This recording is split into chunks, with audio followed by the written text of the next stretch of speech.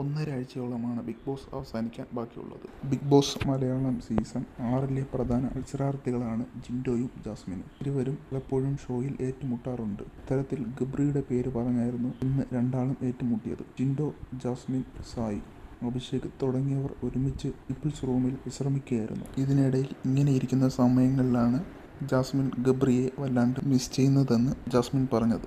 "നീ കൂടുതൽ ഒന്നും മിസ് ചെയ്യണ്ട" എന്നായിരുന്നു ജിൻഡോ ജാസ്മിനോട് പറഞ്ഞത്. ഇത് ജാസ്മിന് ഇഷ്ടമായില്ല. "എടോ, ഞാൻ ആരെ മിസ് ചെയ്യണമെന്ന് ഞാൻ തീരുമാനിക്കാം കേട്ടോ, താൻ തീരുമാനിക്കണ്ട" എന്ന് ജാസ്മിൻ ജിൻഡോയ്ക്ക് മറുപടി നൽകി. "ഇപ്പോൾ മര്യാദയ്ക്ക് നീ പോകുന്നുണ്ട്.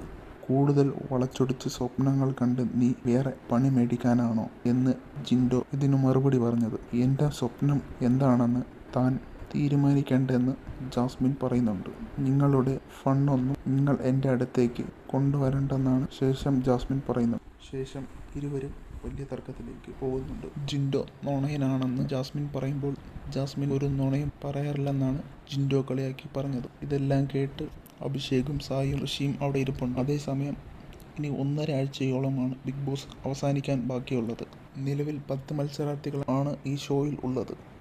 ഇതിൽ ഇനി ആരൊക്കെ പുറത്തു പോകുമെന്ന്, ആരൊക്കെ ടോപ്പ് 5-ൽ എത്തുമെന്ന് കാത്തിരുന്നു തന്നെ കാണാണ്ടിരിക്കുന്നു.